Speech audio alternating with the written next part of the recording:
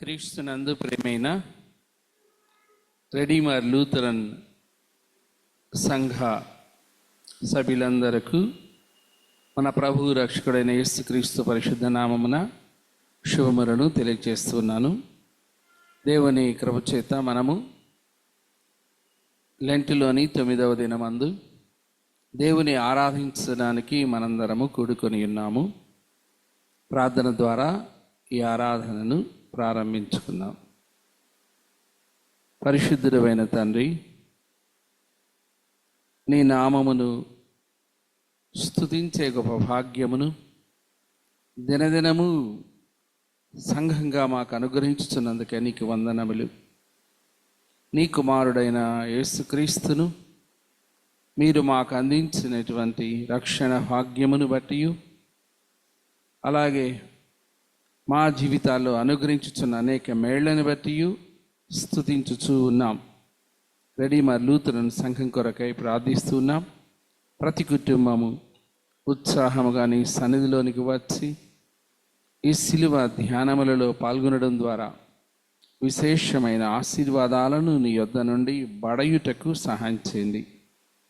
ఆయన ఈ సాయంకాల ఆరాధన మీ అధ్యక్షతలో మీరు నడిపించి మీరే ఘనత మహిమలు మా అందరి ద్వారా పొందుతూ నీ బిడలమైన మా పట్ల నీ కృప ఎల్లవేళలా చూపమని యేసుక్రీస్తు పరిశుద్ధ నామమున ఈ ప్రార్థనను నీ పాదసన్నిధిలో వేడుకుంటున్నాము తండ్రి, ఆమేన్. అందరము కలిసి 173వ కీర్తన యేసుని ప్రేమను ఏ మారకను అనే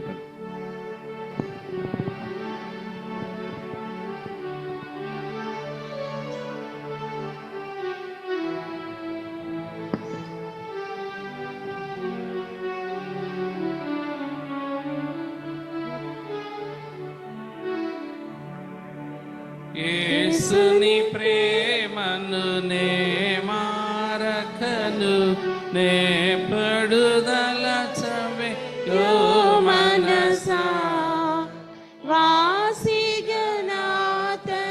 వరనామమును వదలక పొగడవేయో మనసా పాపుల కొరకై ప్రాణము పెట్టిన ప్రభుని దలచవే యో మనసా శాపమునంతయు చక్కగనోర్చిన శాంతిని పొగడవేయో మనసా కష్టములలో మన కండగనుండిన కర్తను గలచవే యో మనసా నష్టములన్నీయు నడచిన యాగురు శ్రేష్ఠుని పొగడవేయో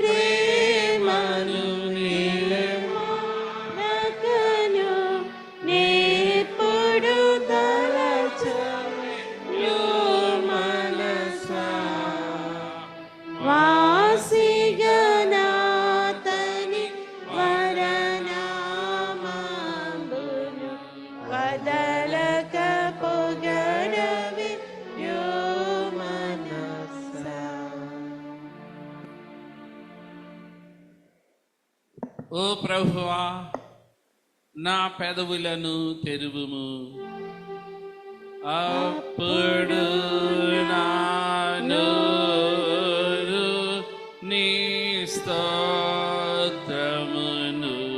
బయలుపరచును. ఓ దేవా, నన్ను విడిపించుటకు త్వరగా రమ్ము. ఓ ప్రభువా, నా సహాయము నాకు త్వరగా రమ్ము.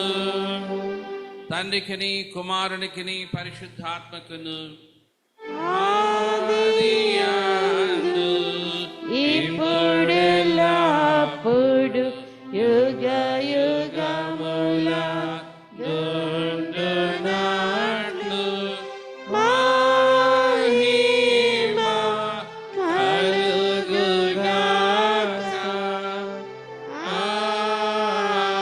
ఆమేన్.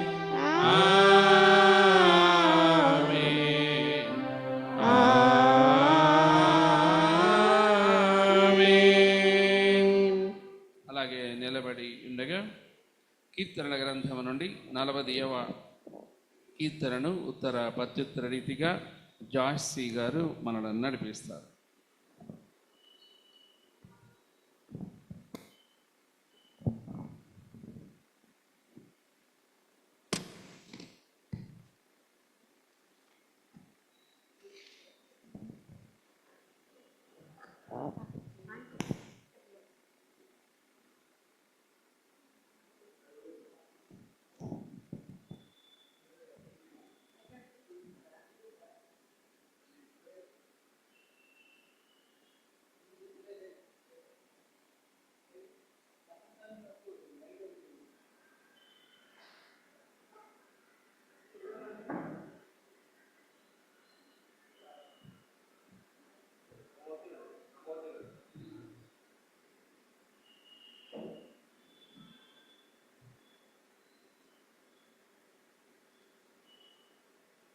ఈరోజు కొరకు ఏర్పాటు చేయబడిన కీర్తనల గ్రంథము 40వ అధ్యాయము 1 నుంచి 10 వరకు ఉత్తర ప్రత్యుత్తర రీతిలో చదువు. యెహోవా కొరకు నేను సహనంతో కనిపెట్టుకుంటుని, ఆయన నాకు చెవి ఎక్కి నా మొర ఆలకించెను. నాశనకరమైన గుంటలో నుండి జిగటగల దొంగ ఊబిలో నుండి ఆయన నన్ను పైకెత్తెను. నా పాదములు బండ మీద నిలిపి నా అడుగులు స్థిరపరచెను. తనకు స్తోత్ర రూపమగు క్రొత్త గీతమును మన దేవుడు నా నోట నుంచెను. అనేకులు దాన్ని చూచి భయభక్తులు కలిగి యెహోవా యందు నమ్మిక ఉంచెదరు. గర్విష్ఠులనైనను త్రోవ విడిచి అబద్ధముల తట్టు తిరుగువారినైనను లక్ష్య పెట్టక యెహోవాను నమ్ముకొని వాడు ధన్యుడు. యెహోవా నా దేవా, నీవు మా ఎడల జరిగించిన ఆశ్చర్యక్రియలను, మా ఎడల ఏకున్న తలంపులు బహు విస్తారములు. వాటిని వివరించి చెప్పేదననుకొంటినా అని లెక్కకు మించి ఉన్నవి. నీకు సాటి అయిన వాడు ఒక్కడనూ లేడు. బలులనైనను నైవేద్యములనైనను నీవు కోరిక లేదు. నీవు నాకు చెవులు నిర్మించి ఉన్నావు.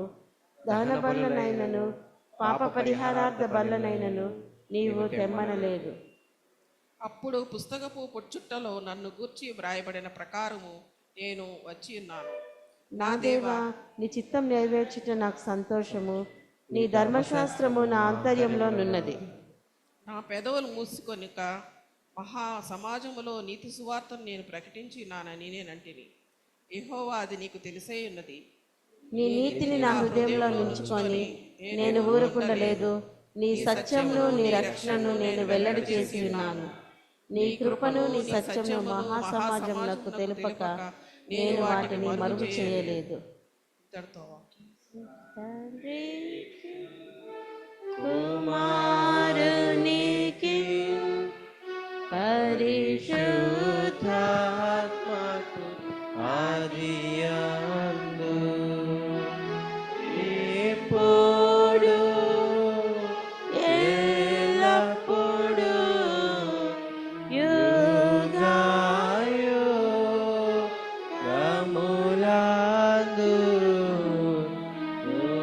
ఉండునట్లు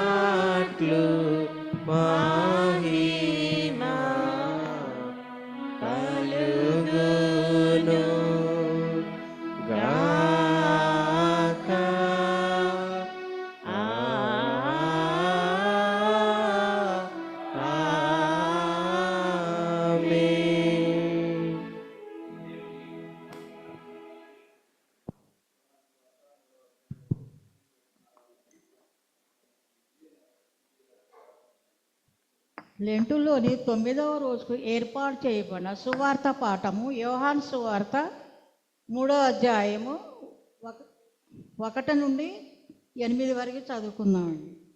యూదులు అధికారి అయిన నీకేమోను పరిసయ్యులు తోడుకుండెను.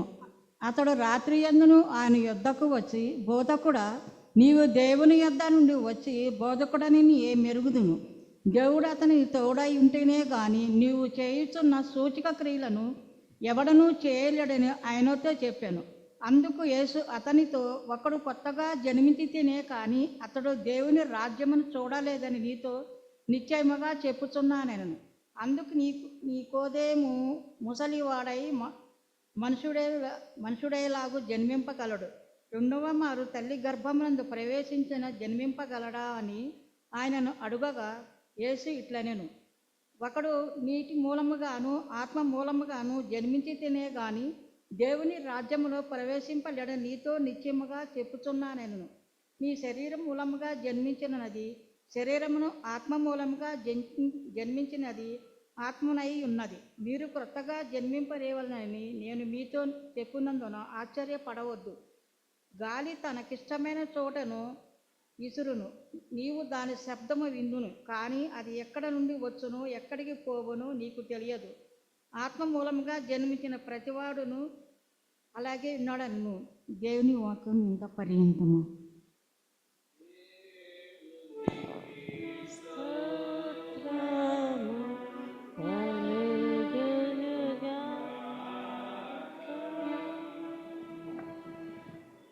అందరేమో కలిసి 712వ కీర్తన, సిలువ చెంత చేరిన నాడు అనేటువంటి కీర్తన.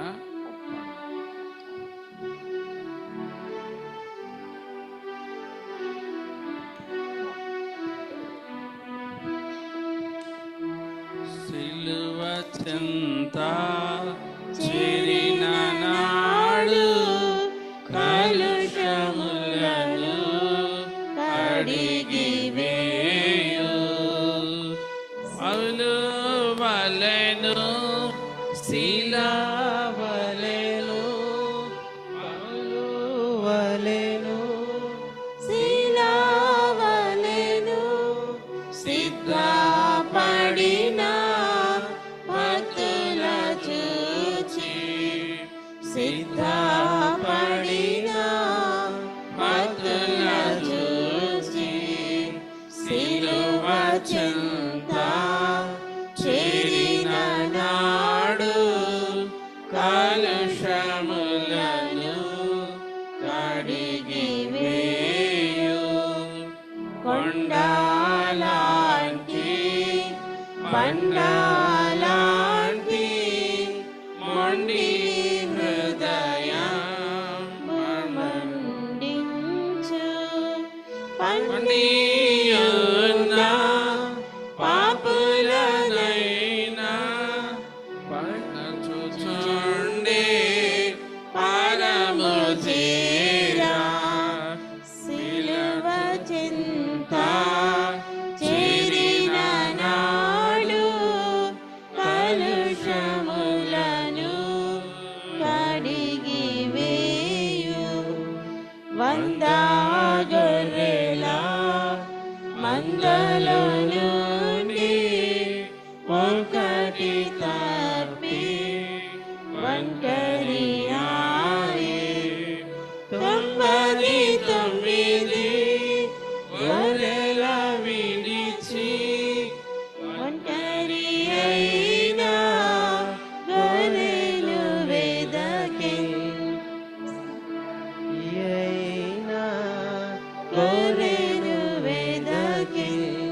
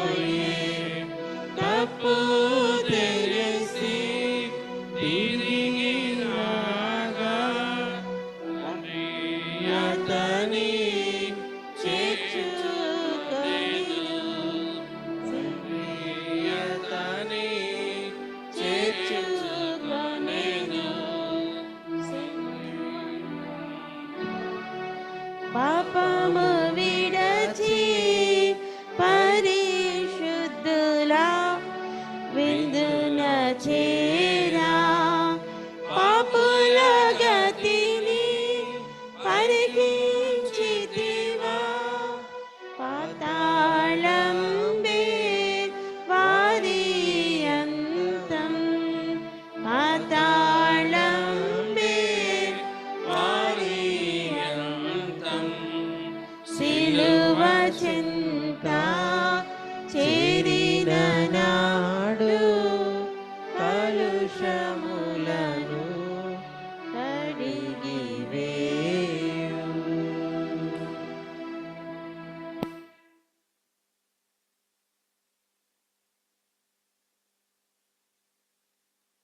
సర్వశక్తియు కలిగిన దేవ, నీ ఆరాధనలో పాల్గొంచున్న నీ బిడ్డలమైన మమ్ములను నీ కరుణతో నింపి కాపాడుచున్నారు. నీకు స్తోత్రం. శిలువ ధ్యానములలో మేముంటూ ఉన్నాం. ముఖ్యముగా మా ప్రభువా, ఈ దినము క్రొత్త జన్మమును గుర్చి మేము ధ్యానించనయుండగా మీ ఆత్మ సహాయము, వాక్య సహాయము మాకు అనుగ్రహించి మా ధ్యానం వలన ఆధ్యాత్మిక మేళ్లను మేము పొందినట్లు మమ్మల్ని అందరినీ దీవించుమని యేసు నామమున ఈ ప్రార్థనను వేడుకుంటున్నాము తండ్రి. ఆమేన్. దయచేసి కూర్చోండి.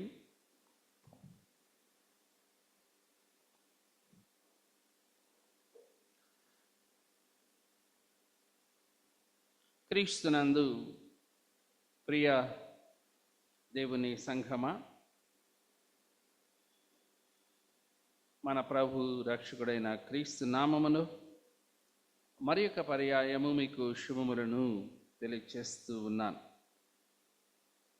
మనకు ఇవ్వబడిన అంశము నూతన జన్మము, న్యూ బర్త్. ముఖ్యంగా యోహాను సువార్త చాలా విశిష్టమైన సువార్త. మత్తయి, మార్కు, లూకా అనే వరుసగా ఉన్నటువంటి సువార్తలను సమదృక్పథ సువార్తలు అంటారు. అంటే ఒకే దృష్టితో, ఒకే అంశాలతో అనేక రీతులుగా క్రీస్తును గూర్చి చారిత్రక సంబంధమైన విషయాలను తెలియచేస్తున్నటువంటి సువార్తలు. అయితే యోహాను సువార్త చాలా భిన్నమైంది. ఈ యోహాను సువార్తను పక్షిరాజు సువార్త అంటారు, ద గాస్పెల్ ఆఫ్ ఈగిల్. ఎందుకు అలాగున అన్నారు పండితులు అంటే, దీనిలో యేసుక్రీస్తును గూర్చినటువంటి మూర్తిమత్వం చాలా విశేషంగా వర్ణించబడింది.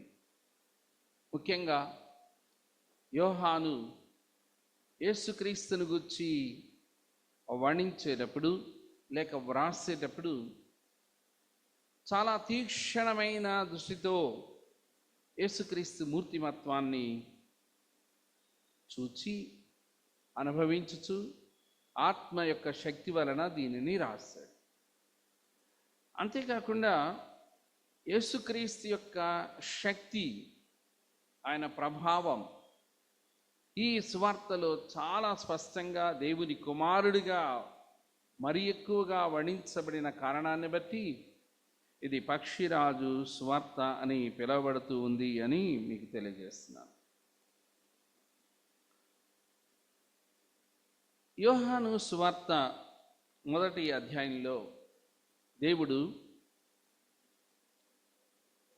ఆయన ఉన్నాడు, ఆది యందు ఉన్నాడు. దేవుడు యేసుక్రీస్తుతో కూడా ఉన్నాడు, లేక యేసుక్రీస్తు దేవునితో కూడా ఉన్నాడు. ఈ అనాది స్థితి సమదృక్పథ సువార్తల్లో మనకు అనిపించదు. యోహాను సువార్తకుడు ఒక్కడు మాత్రమే ఇలా రాశాడు, అనాది స్థితి అని. Pre existence state of Jesus is revealed in Johne's gospel. అంటే ఆయన ఎలా ఉన్నాడు? వాక్యమై ఉన్నాడు.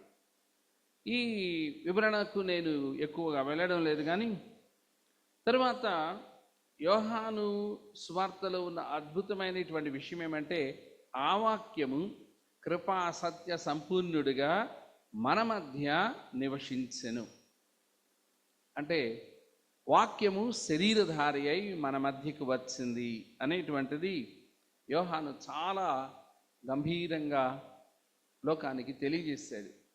అలాంటి శరీరధారి అయిన యేసుక్రీస్తు జీవితాన్ని గురించి, ఆయన పోకడను గురించి, ఆయనలో ఉన్న గుణ లక్షణాలను గురించి, ఆయనతో ఎవరెవరైతే సంప్రదింపులు చేశారో, ఎవరెవరైతే ఆయన దగ్గరకు వచ్చారో అనే వాటిని గురించి, యేసుక్రీస్తు యొక్క సేవలు, ఆయన అనేక మంది తన దగ్గరకు వస్తే వారి పట్ల ఆయన చూపినటువంటి నెనరు ప్రేమ ఎట్టివో అద్భుతంగా యోహాను మనకు విశదీకరించాడు ఈ గ్రంథంలో.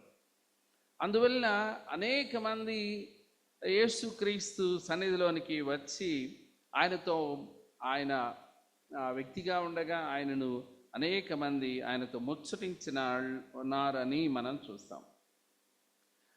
అలాంటి తరుణమందు మనము 3వ అధ్యాయాన్ని చూస్తే, 3వ అధ్యాయంలో ఇక్కడ ఇద్దరు చాలా శక్తి కలిగినటువంటి రబ్బీలు కూడుకుంటున్నారు. ఒక ఆయన యూదా రబ్బాయ్ అనేటువంటి అతడే నీకోదేము అనేవాడు. ఇతడి గురించి మనము ఇదే అధ్యాయంలో 3వ అధ్యాయములోనే 10వ వచనమందు ఇలాగుంది. యేసుక్రీస్తు అన్నాడు, నీవు ఇశ్రాయేలునకు బోధకుడవై ఉండి వీటిని ఎరుగవా? అంటే బోధకుడు అంటే రబ్బాయ్, హిబ్రూ భాష పదం అది. అరామేయకులో కూడా అదే పదము వాడబడినట్లు చూస్తాం.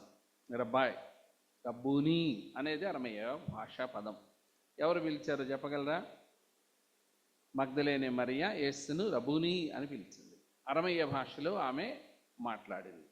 సరే, ఇప్పుడు ఇద్దరు ప్రామినెంట్ ఫిగర్స్, వీరి కన్వర్జేషన్, వారి సంభాషణ చాలా గొప్పగా ఉంది అనేది మీకు తెలియజేస్తున్నాను.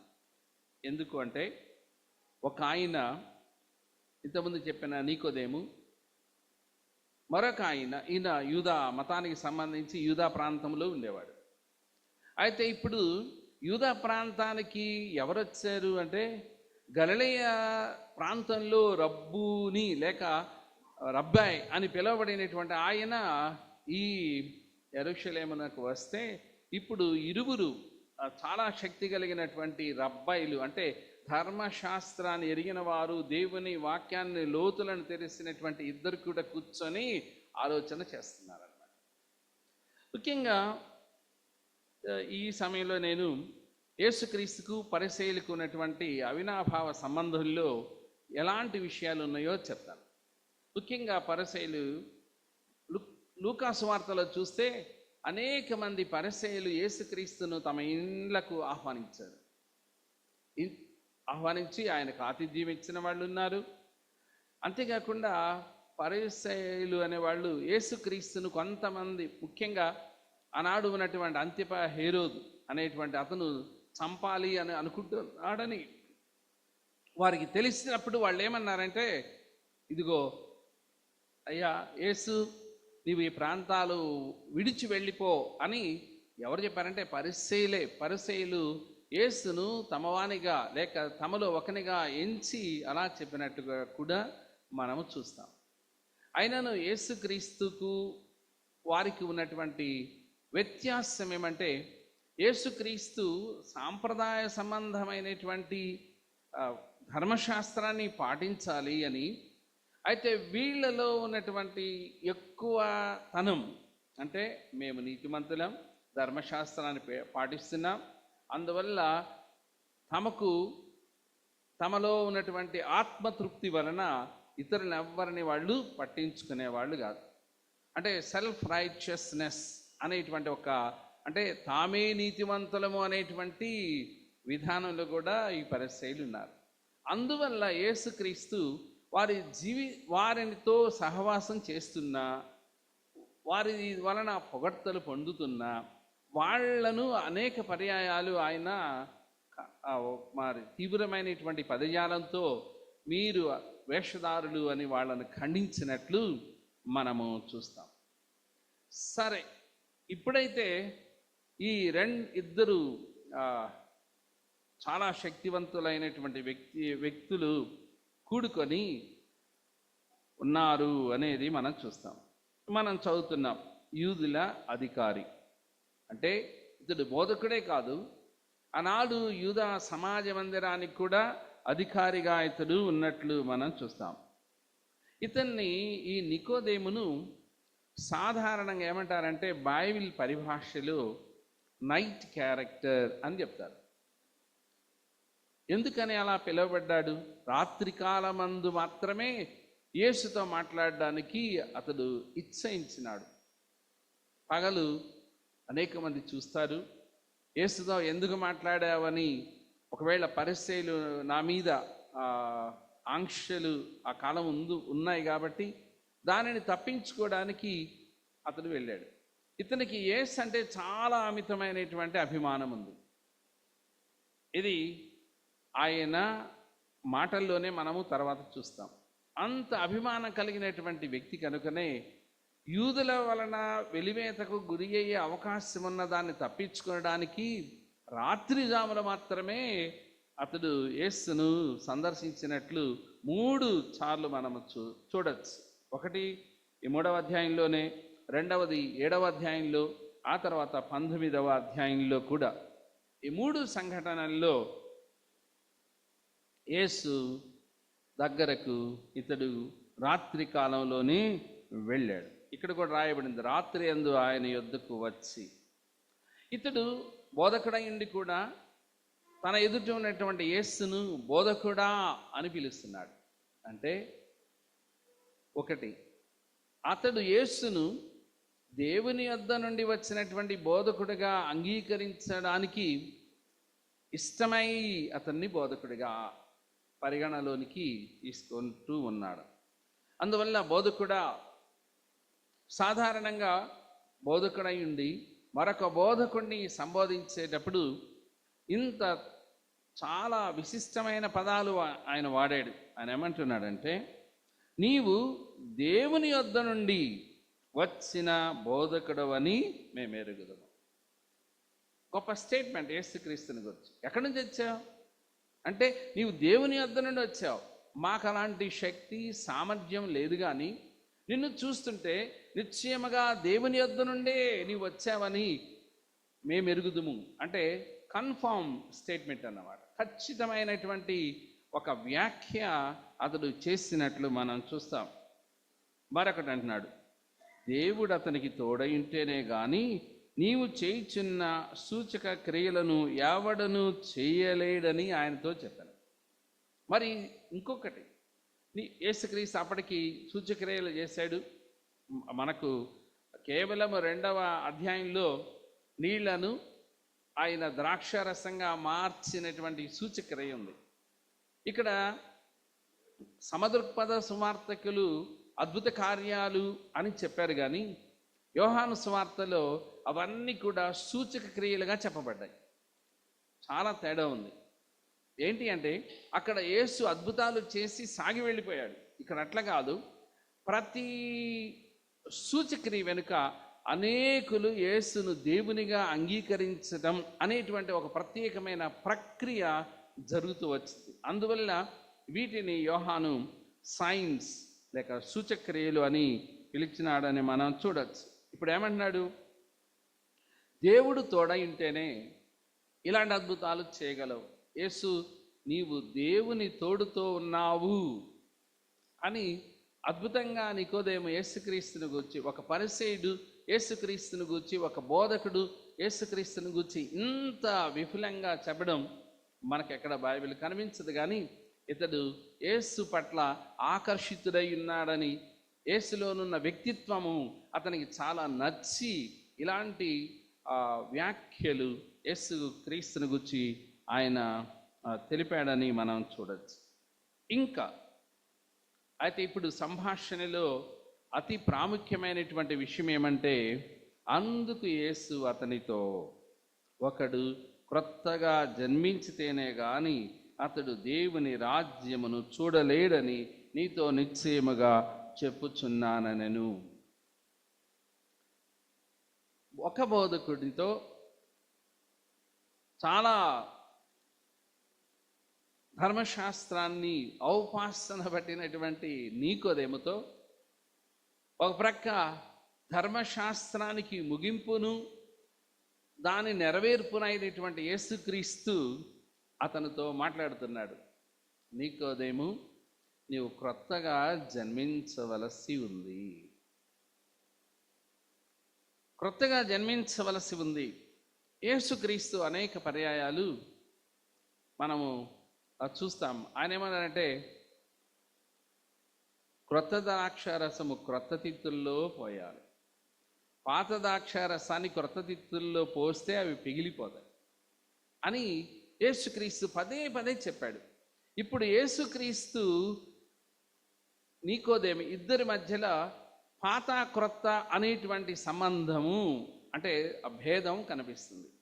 ఈయన ధర్మశాస్త్రానికి వ్యాఖ్యానాలు చెప్తూ ఇంకా అనేక రచనలు చేస్తూ వస్తున్నటువంటి బోధకుడైనటువంటి నీకోదేమును యేసుక్రీస్తు ఏమనంటే, నేను క్రొత్త బోధ తెచ్చా. ఆ క్రొత్త బోధలోనున్న గొప్ప అంశం ఏమంటే, ప్రతి ఒక్కరూ క్రొత్త జన్మము పొందవలసి ఉంది, క్రొత్త జన్మాన్ని పొందవాలి. ఈ పొందాలి అనేటప్పటికీ ఈ నికోదేముకు అదేంటి, మళ్ళీ అతనికి సాధారణమైనటువంటి వ్యక్తుల యొక్క జీవన శైలిలో నుండి, సాధారణంగా తల్లి గర్భములో నుండి వస్తేనే ఒక జన్మ అనేటువంటి దృక్పథంతో అతడు చెప్పాడు కదా, ముసలివాడైన మనుష్యుడు ఎలాగూ జన్మింపగలడు, రెండవ మారు తల్లి గర్భమందు ప్రవేశించి జన్మింపగలడా? It is impossible. ఇది సాధ్యపడదు. ఎవరు కూడా భూమి మీదకి వచ్చిన వ్యక్తి మరలా వెనక్కి వెళ్ళి తల్లి గర్భంలో నుండి రెండవ మారు రావడం అనేది అస్సలు చరిత్రలో జరగనటువంటి విషయం. అదే విషయాన్ని యేసుక్రీస్తు, అయ్యా ఇది ఎలా సాధ్యము, ఒకడు జన్మము రెండవ జన్మము అనేటువంటిది లేక క్రొత్త జన్మం అనేది ఎలా సాధ్యము అనేది ఈ మరి ఎంత పండితుడైనా కానీ కొన్ని పర్యాయాలు కష్టమైనటువంటి జటిలమైనటువంటి సమస్య వస్తే చాలా కష్టపడాల్సి వస్తుంది. అందువల్ల ఇతను లౌకిక సంబంధమైనటువంటి వ్యాపకాన్ని కలిగి ఉన్నందువల్ల ధర్మశాస్త్రాన్ని ఎంత గొప్పగా చదివి వ్యాఖ్యానించినా ఇప్పుడు నీకోదేమంటున్నాడంటే, ఇది ఎలా సాధ్యము, అంతుపట్టలేదు. నిజమే. అయితే మనకైనను అది అంతుపట్టదు. కానీ యేసుక్రీస్తు యొక్క మాట మనం గమనిస్తే ఆయన చెప్పాడు, ఆయన ఇట్లా, నేను ఒకడు నీటి మూలముగాను ఆత్మ మూలముగాను జన్మించితేనే గాని దేవుని రాజ్యములో ప్రవేశింపలేడని నీతో నిశ్చయముగా చెప్పుచున్నాను. యేసుక్రీస్తు మరి యొక్క సత్యాన్ని, క్రొత్త జన్మ అంటే ఏంటో అర్థం కాని స్థితిలో ఉన్న నీకోదేముతో ఈ మాటలు మరలా ఆయన చెప్పి ఒక వివరణ ద్వారా అతడు దాన్ని గ్రహించాలని చెప్పినట్లు చూస్తాం. ఏమంటున్నాడు? ఒకడు నీటి మూలముగా ఆత్మ మూలముగా జన్మించాలి. ఇది క్రైస్తవులందరికీ కూడా అన్వయించదగినటువంటి వాక్యమే. యేసుక్రీస్తు ఆనాడు నికోదేముకు ఇచ్చిన సందేశమే ఈనాడు క్రైస్తవ సమాజానికి ఇస్తున్నటువంటి సందేశం. అంటే ఒకడు నీటి మూలముగా అంటే మనం తెలుసును, బాప్తిస్మిచ్చే యోహాను నుండి ఇప్పటి వరకు కూడా నీళ్ళ ద్వారానే, నీటితో కానీ నీళ్ళల్లో కానీ జరుగుతూ ఉన్నటువంటి బాప్తిస్మాలని చూడవచ్చు. రెండవది అంత మాత్రమే కాదు, కానీ ప్రతి క్రైస్తవుడు ఆత్మ నింపుదల కలిగి ఉన్నవాడుగా ఉండాలి. బాప్తీసం పొందాం, అయిపోయిందా జీవితం? బాప్తీసం పొందగానే పరలోక రాజ్యం వెళ్ళగలుగుతున్నామా? నేనైతే అలా చెప్పలేను, యేసు కూడా అలా చెప్పలేదు. మనము నీటి మూలముగా కేవలం బాప్తీసం పొందగానే అది ఏ బాప్తిసమైనా, చిలకరింపైనా, ముంచడమైనా, ఎలాంటి విధానంలో తీసుకున్నా ఆ బాప్తిస్వం నిన్ను పరలోక రాజ్యానికి నేరుగా తీసుకొని వెళ్ళగలదా? ఇంపాసిబుల్, అది జరగదు. కానీ బాప్తిసం పొందిన తర్వాత నీవు ఆత్మ సంబంధమైన వ్యక్తిగా ఈ భూమి మీద జీవించాలి. ఇది యేసుక్రీస్తు ఇక్కడ నీకోదేముతో కూడా చెప్తున్నమాట. ఆత్మ మూలముగా జన్మించటం అంటే దేవుని ఆత్మ ఎలాంటిదో మనకు తెలుసుకుని ఉండాలి. దేవుని ఆత్మ పరిశుద్ధాత్మ. ఆ ఆత్మే దేవుని ఆత్మ, యేసుక్రీస్తు ఆత్మ, ముగ్గురు ఒకటే. యెహోవా ఆత్మ అయినా, యేసుక్రీస్తు ఆత్మ అయినా, పరిశుద్ధాత్మ అయినా ముగ్గురు ఒకటే. అయితే ఆ ఆత్మతో జన్మించిన అనుభవం మనకు ఉండాల్సి ఉంది. ఇది చాలా కష్టమైనటువంటిది అని మనకు అనిపిస్తుంది. కానీ యేసుక్రీస్తును చూచి, ఆయన వ్యక్తిత్వాన్ని చూచి, ఆయన వ్యక్తిత్వంలో నన్ను నేను శుద్ధి చేసుకుంటూ యేసుక్రీస్తు యొక్క నీతి మార్గంలో నడిచే వాళ్ళే ఆత్మ సంబంధమైన జన్మనకు వారు అర్హులు. వాళ్ళు దానిలో జీవిస్తున్నవారు. ఇక్కడే క్రైస్తవ సమాజం తొట్టుపడుతూ ఉంది. బాప్తీసం పొందుతాం, కానీ బాప్తీస్వము పొందిన తర్వాత మనం నడవలసిన మార్గాన్ని యేసు వాక్యం ద్వారాను తన ఆత్మ ద్వారాను సూచించుచున్నప్పుడు ఆ మార్గంలో ప్రయాణం చేయడం అనేది క్రైస్తవులకైనాను చాలా కష్టంగా ఈ దినాల్లో మనం చూడవచ్చు. అప్పటి యూదా వాళ్ళు అంతే, నేటి క్రైస్తవ సమాజము అంతే ఉంది. కారణం ఏమంటే ఆత్మ సంబంధమైనటువంటి వ్యక్తి లేక ఆత్మ సంబంధమైన జన్మము, దానిలో ఉన్న గొప్పతనం మనము తీసుకోలేకపోతున్నాం. మనకు పెంతెకోస్త్ అనే దినమందు అపోస్తల కార్యములు 2వ అధ్యాయంలో పెంతెకోస్త్ దినము నా దేవుని ఆత్మ సంఘం మీదికి దిగి వచ్చింది. అదే సంఘం, యేసుక్రీస్తు సంఘం యొక్క పుట్టుక దినం. అయితే ఆత్మ దిగి వచ్చినప్పుడు వారికి శక్తి కలిగింది. వారు భాషలు మాట్లాడారు. వారి జీవితాలు చాలా టోటల్ ట్రాన్స్ఫర్మేషన్ అని చెప్తాం. అంటే సంపూర్ణమైనటువంటి మార్పుకు శిష్యులందరూ గురయ్యారు. అప్పటి నుండి వాళ్ళు యేసుక్రీస్తు కొరకే బ్రతికినారు. ఎన్ని కష్టాలు వచ్చినా చివరికి శిష్యులందరి యొక్క జీవితాలు చూస్తే అందరూ త్యాగపూరితమే. అంతకుముందు గెత్సేమనే వల్ల యేసుక్రీస్తు పట్టుబడగానే పారిపోయిన వాళ్లకు దేవుని ఆత్మ రాగానే శక్తి కలిగింది. యేసుక్రీస్తు ఎలాంటి జీవితాన్ని జీవించాడో అలాగూ తమ జీవితం కూడా అలా ఉండాలని గిరిగీసుకొని వాళ్ళు బ్రతికారు. అంటే వారి దృక్పథంలో, వారి ఆలోచనల్లో, వాళ్ళ హృదయంలో, వారి నడవడికలు అంతా యేసే లోకానికి ప్రత్యక్షపరచబడ్డారు. ఇది క్రైస్తవులము మనము చేయవలసి ఉంది. సేవకులైన, కాపరులైన, సాధారణమైనటువంటి క్రైస్తవులైన ఈ ఆత్మ సంబంధమైన జన్మములో అనుభవము కలిగి ఉండాలి. లేకపోతే మనం బాప్తిసం పొందాము అనగానే పరలోక రాజ్యం వెళ్ళం, కానీ మనము యేసుక్రీస్తుతో నడవదగిన శక్తి మనకు అవసరం. ఇది మనకు యేసుక్రీస్తు ప్రభువారు ఆయన చెప్తున్నాడు. ఇలా జన్మము, రెండవ జన్మము కూడా మనం పొందితే అప్పుడు దైవరాజ్యానికి మనం పాత్రలు ప్రవేశిస్తాం. ఇది మనము చాలాసార్లు కష్టము అని మనకు తెలుస్తుంది, చాలా కష్టం. అయితే రోమాపత్రికలో మనము చదువుకునేటువంటిది 3:23లో ఒక మాట ఉంది కదా, ఏ భేదం లేదు, అందరూ దేవుడు అనుగ్రహించే మహిమను పాపం చేసి దేవుడి మహిమ పొందలేకపోతున్నామని అందరం అదే చెప్తున్నాం. ఎక్కడ బోధకులైనా కానీ ఈ మాట చెప్పేసుకుంటున్నారు. బోధకులైనా మనందరం పాపులమే అని అందరు చెప్పేసుకుంటున్నాం. కానీ దీనిలో ఒక చిన్న చిత్రమైన విషయం ఉంది. ఆ విషయాన్ని నేను చెప్తున్నాను. రోమాపత్రిక రచయిత అనేటువంటి పౌలు అక్కడ ఆ స్టేట్మెంట్ అలా చెప్పిన తర్వాత 4వ అధ్యాయంలో ఏమంటాడంటే, అబ్రహాము విశ్వాసం ద్వారా నీతిమంతుడిగా తీర్చబడ్డాడు. అలాగున మీరు కూడా యేసుక్రీస్తునందు నీతిమంతులుగా తీర్చబడి ఆ నీతి మార్గంలో నడవండి.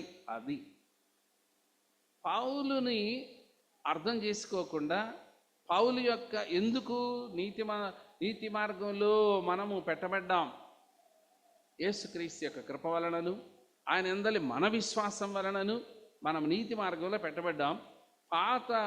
పాప సంబంధమైనటువంటివన్నీ యేసుక్రీస్తు క్షమించి తీసివేశాడు. ఇప్పుడు నీతి మార్గంలో నీవు నడవాల్సి ఉంది. యేసును చూస్తే ఆయన ఆలోచన, యేసును చూడగానే ఆయన మాట, ఆయన స్వభావము, ఇవి మనం పుణిపుచ్చుకోవాల్సి ఉంది. మనకు సైన్స్లో చెప్తారు, ఇనుప రజని ఉంటుంది, ఆ ఇనుము మీద అయస్కాంతం పెట్టి రుద్దితేనే ఏమవుద్ది, ఇనుముకు అయస్కాంత గుణం వచ్చేస్తుంది. అట్లాగే మన విశ్వాస జీవితం యేసు యొక్క ఆత్మతో నింపబడితేనే మనము నీతిమంతుల మార్గంలోనికి ప్రవేశిస్తాం. ఇది ఒక ప్రక్క చాలా కష్టమైంది. ఎందుకంటే యేసుక్రీస్తు యొక్క వ్యక్తిత్వంలో నా వ్యక్తిత్వాన్ని చూసుకొని నడవాలి కదా. నాలో నుండి దేవుడు మంచివాడు, మరి అలాంటి మంచితనం నాలో నుండి లోకంలోనికి ఎల్లవేళలా జాలువారాల్సిందే. యేసుక్రీస్తు లాంటి వ్యక్తిత్వం మనకు ఉండాలి. అప్పుడే కదా ఆయన పునరుద్ధానుడై తండ్రి కుడి పార్శ్వానికి వెళ్ళాడు. అలాగున మనము కూడా ప్రయత్నం చేయాలి. ఇది క్రైస్తవుల ముందు ఉంచబడింది. ఇది మనం మర్చిపోతున్నాం. క్రైస్తవుల ముందు ఉంచబడింది ఏమంటే, నీ జీవితం క్రీస్తు కొరకు మారాల, నీ హృదయం మారాల, నీ జీవిత విధానం మారాల. యేసుక్రీస్తును వెంబడించుట అంటే ఇది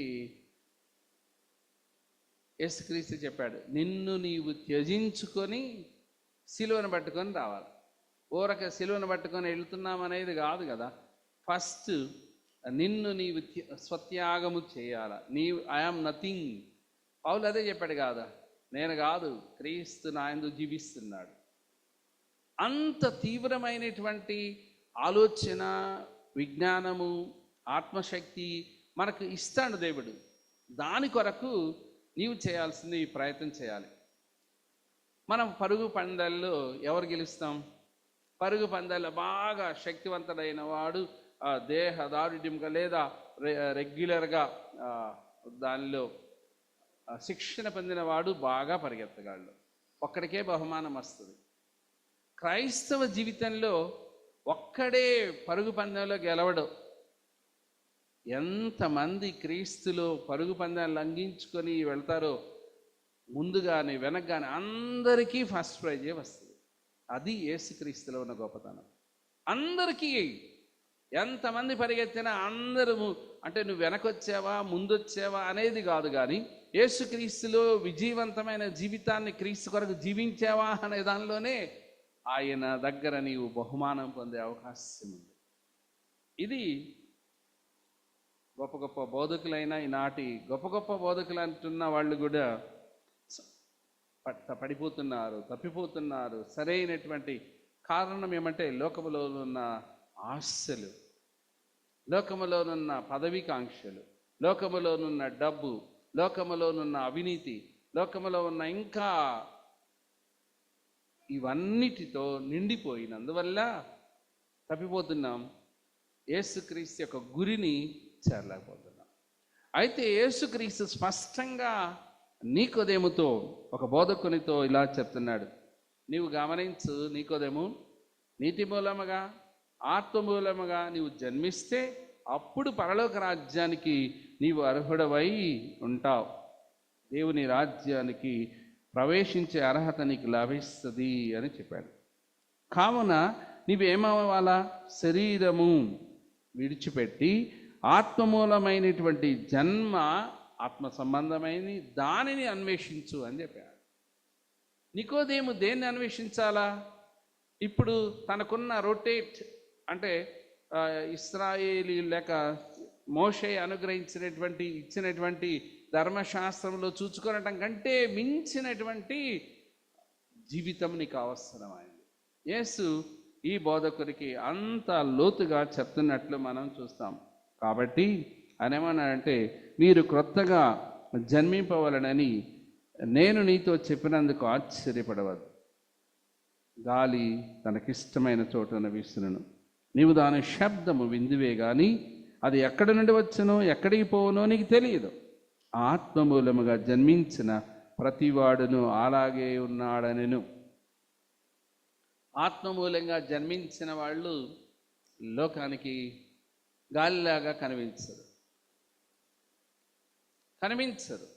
కానీ దేవుని దృష్టిలో వాళ్ళు ఉంటారు.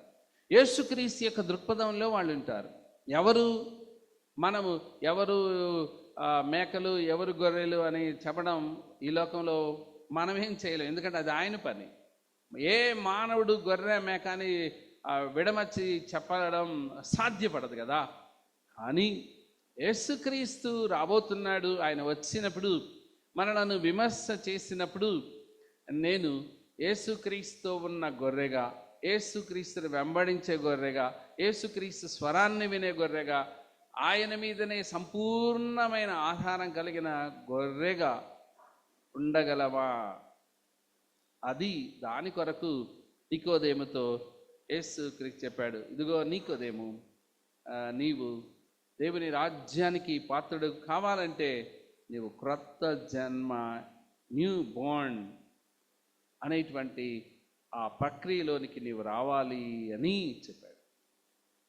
మరి నికోదేము సాధించాడా? నిజమే. ఈ నికోదేము యేసుక్రీస్తుకు చాలా సన్నిహితుడిగా ఉండి ఆయన జీవితంలో తర్వాత మనం చూస్తాం.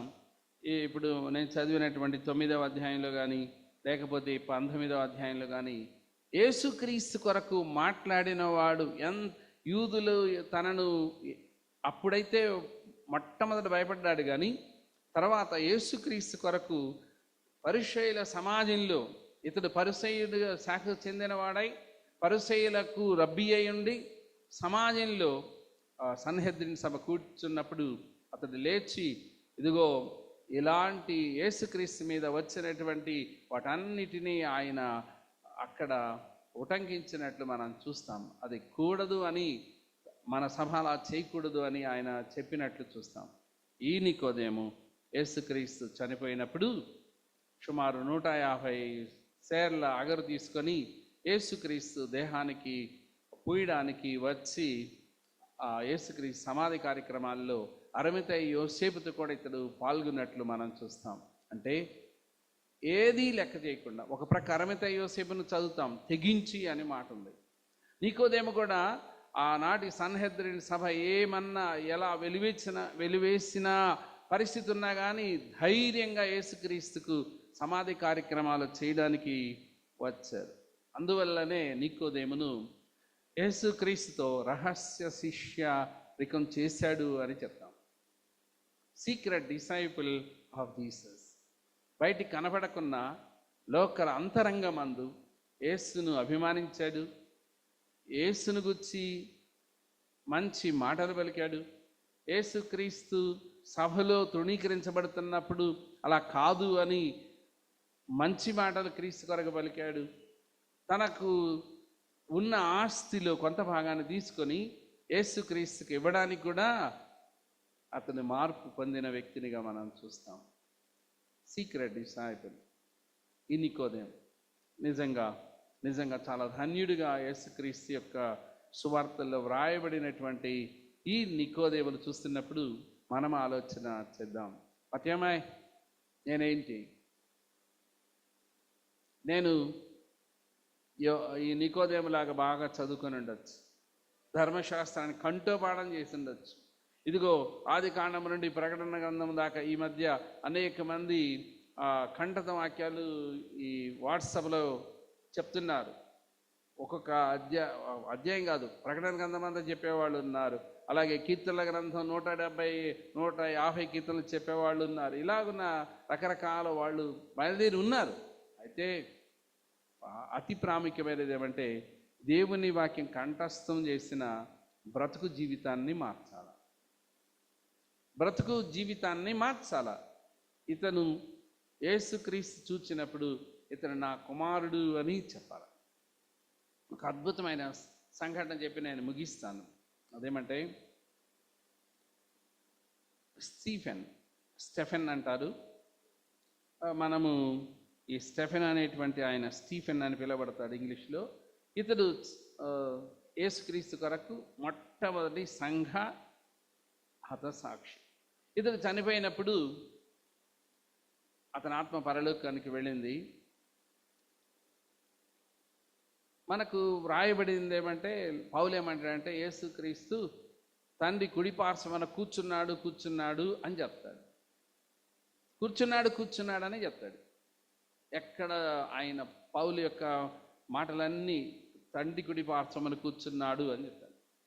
కానీ అపోస్తుల కార్యముల గ్రంథము 7వ అధ్యాయంలో మనం చదువుతున్నప్పుడు స్టీఫెన్ యొక్క ఆత్మ పైకి దేవుని దగ్గరికి వెళ్ళినప్పుడు యేసుక్రీస్తు నిలబడి ఉన్నాడు. తెలుసా? యేసు నిలబడి అతని ఆత్మ వస్తే అతని ఆత్మను ఆహ్వానించి తన యొద్దకు తీసుకున్నాడు.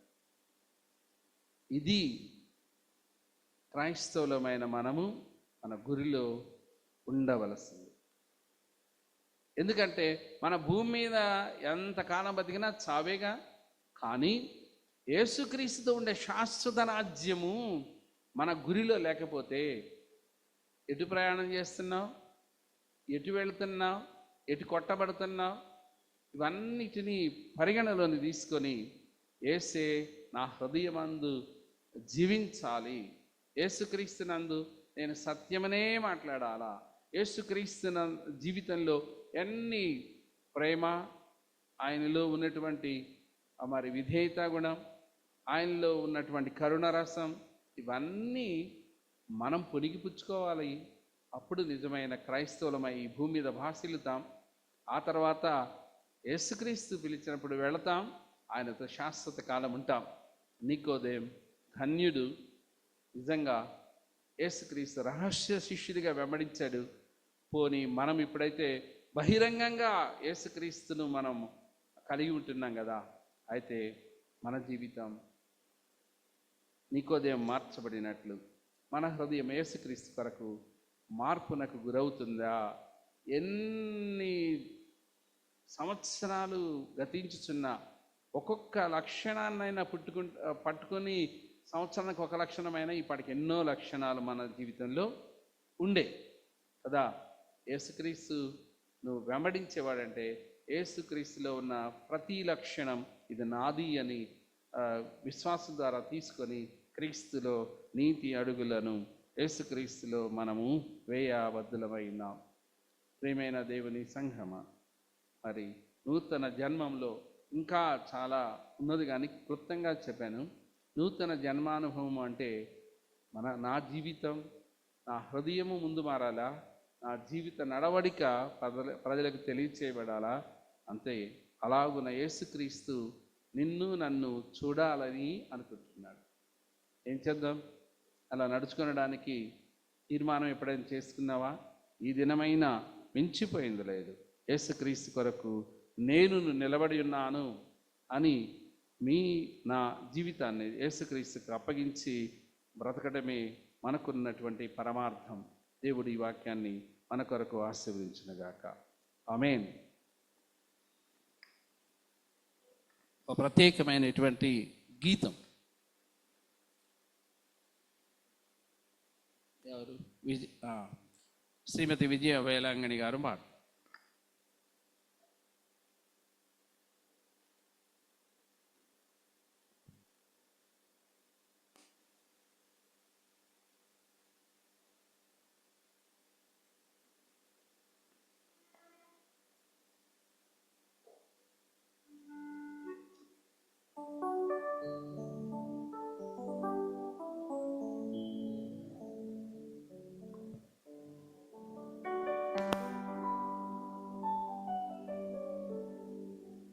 నీ జీవితంలో గమ్యంబు ఏదో ఒకసారి యోచింపవా. ఈనాడు నీవు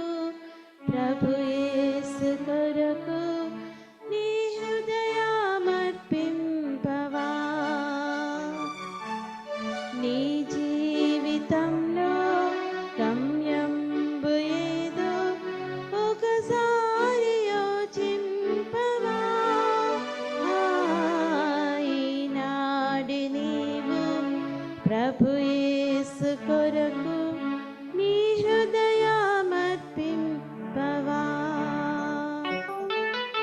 నీ తల్లి గర్భమున నుండినప్పుడే నిన్ను చూచి ప్రభు కన్నులు యోచించినావా ఏ రీతి నిన్ను నిర్మించే తన చేతులు.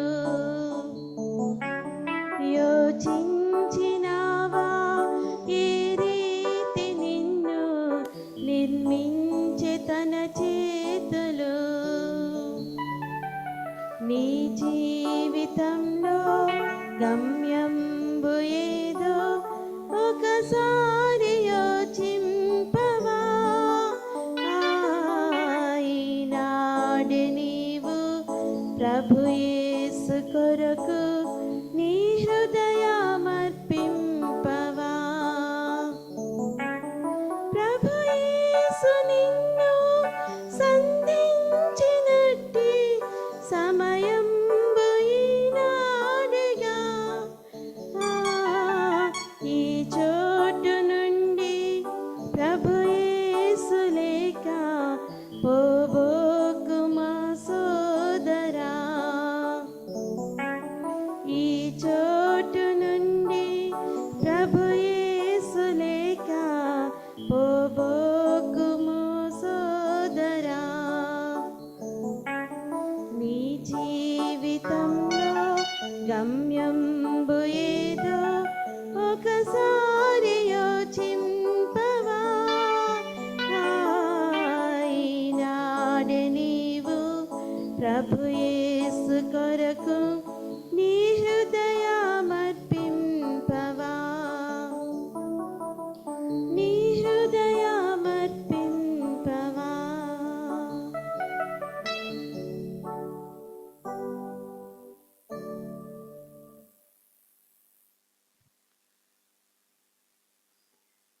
లెంట్ కాలములోని 9వ దినములో మనందరం ఈ సాయంకాల ఆరాధనలో పాల్గొన్నాం. ఈ ఆరాధనలో ఉత్తర ప్రత్యుత్తర వాక్యాన్ని చదివినటువంటి శ్రీమతి జాయిశ్రీ గారి కొరకు, అలాగే దేవుని వాక్యాన్ని చదివినటువంటి విజయలలిత గారి కొరకు, మరియు మంచి పాట పాడినటువంటి శ్రీమతి విజయ వేలాంగణి గారి కొరకు, ఈ ముగ్గురు ఈ ఆరాధనలో పాల్గొన్నారు. వారికి నా హృదయపూర్వకమైన వందనాలు.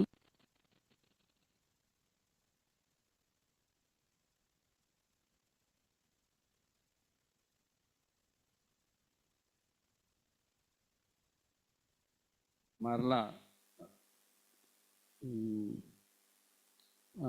వాస్తవానికి శ్రీమతి జి ఎలిజబెత్ నోయల్ గారు వాక్యం చెప్పాల్సి ఉంది, కానీ వారు రాలేరు అని తెలియజేశారు. అందువల్ల రేపటి దినమందు నేనే సంఘ పాస్టర్గా నేనే రేపు దేవుని వాక్యాన్ని ధ్యానం చేస్తాను. అందరము లేచి నిలబడదాం. ముగింపు ప్రార్థన, ప్రభువు నేర్పిన ప్రార్థన దీవెన అనంతరము సెలవు గీతాన్ని పాడుకొని వెళ్దాం. ప్రార్థన.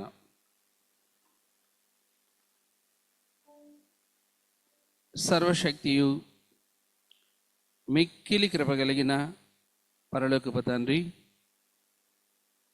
నిన్ను స్తుతించే గొప్ప భాగ్యం ఈ రాత్రి జామున మీరు మాకు అనుగ్రహించినందుకే నీకు వందనములు. రెడీమర్ లూథరన్ సంఘంగా మేము ఈ మందిరంలో కూడుకొని నిన్ను స్తుతించి నీ వాక్యమును విని ఆధ్యాత్మిక సంబంధమైన ఫలితాలను మా జీవితంలో చూచుకొని ముందుకు సాగడానికి ఇచ్చిన ఈ భాగ్యం కొరకై నీకు వందనాలు. ప్రేమగల తండ్రి, నీ ద్వారానే ఉనికి కలిగి ఉన్నాం. మా బ్రతుకునను వెళ్ళబుచ్చుచూ ఉండగా యేసుక్రీస్తునందు మీరు మమ్మల్ని కనికరించుచూ ఉన్నారు. మాకు జీవితంలో కావలసిన ప్రతి వరం క్రీస్తునందు మీరు మాకు అనుగ్రహిస్తూ ఉన్నారు. నీకే వందనములు, కృతజ్ఞతలు చెల్లిస్తున్నాం. మా ప్రభువా, మేము ఈ దినపు వాక్యంలో నికోదేము జీవితంలో ఎన్నో మార్పులు, ముఖ్యంగా బోధకుడైండి నాయన పరలోక రాజ్య ప్రవేశానికి యేసు చేత బోధించబడ్డాడు.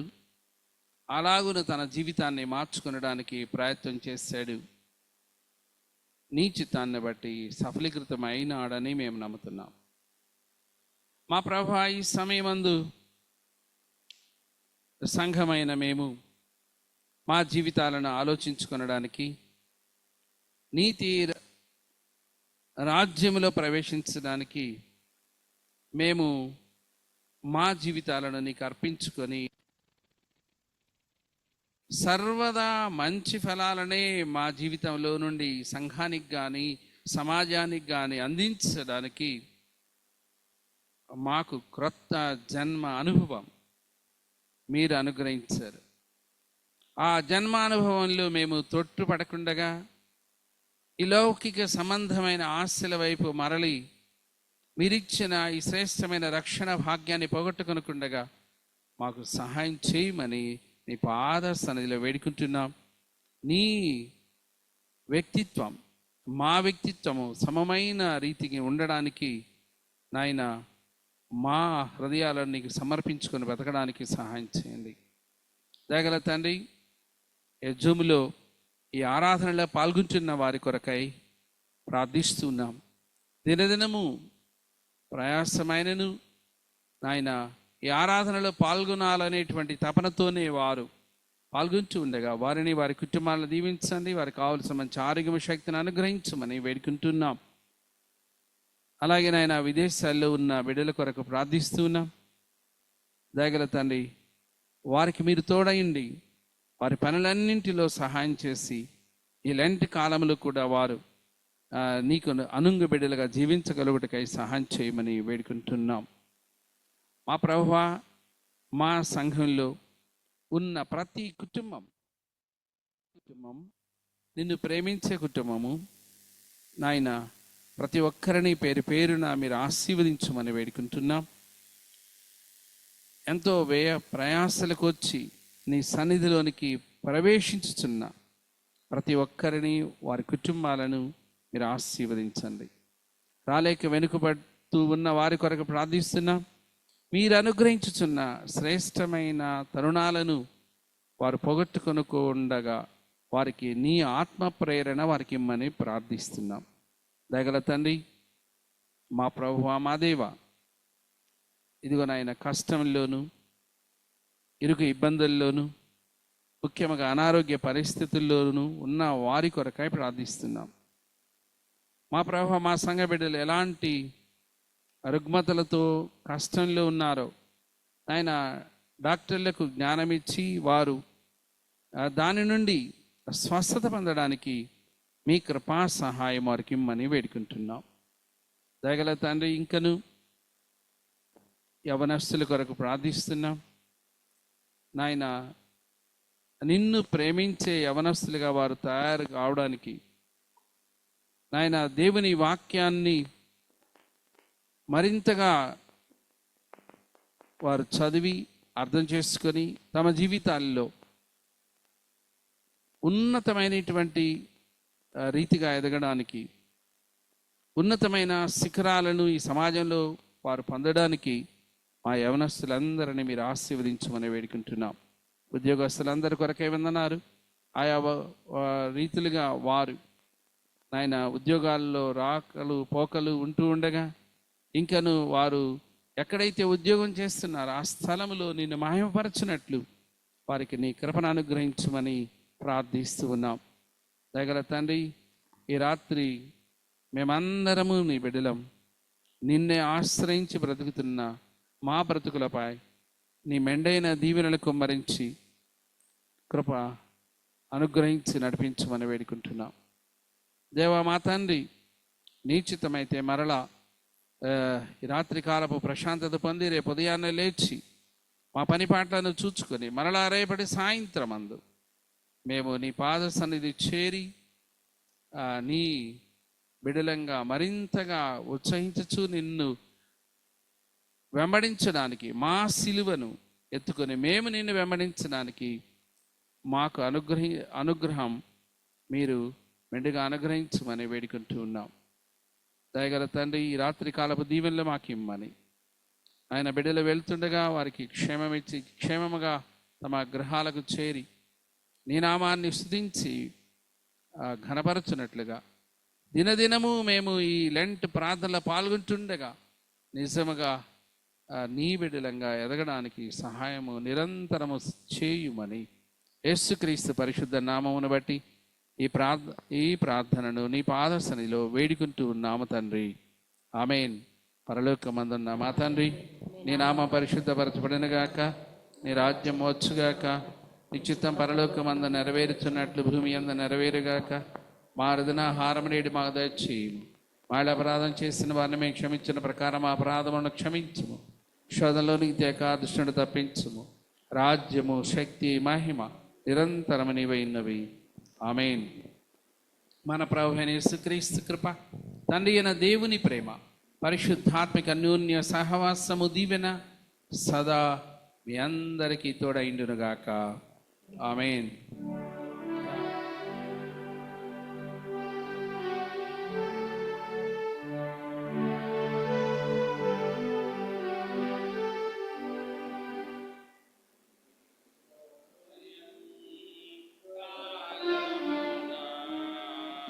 యేసు ప్రభు వేడెదము, నీ సుదయా రసముల్కా నిత్యంబు మము కావు.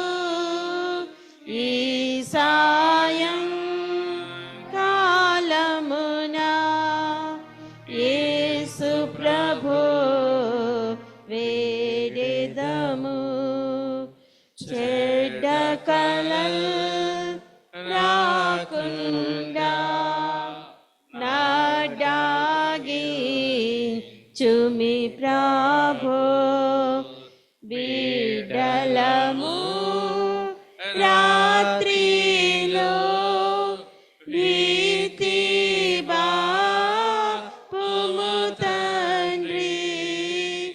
ఈ సాయం కాలమున యేసు ప్రభు వేడెదము, దుష్టుండా శోధకుని ద్రోక్కుటకు బలమిమ్ము.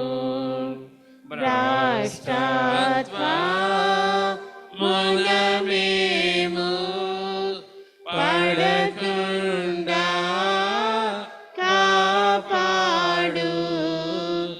ఈ సాయం కాలమున యేసు ప్రభు వేడెదము.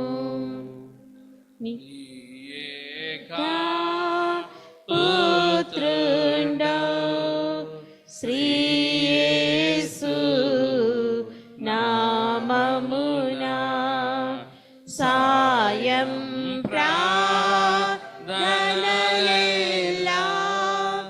సరగానా లించుమా. ఈ సాయం కాలమున యేసు ప్రభు వేడెదము, జనకసుతా శుద్ధాత్మా ఘనదేవా స్తుతియంతుం. అనిశము జీవించి రాజ్యం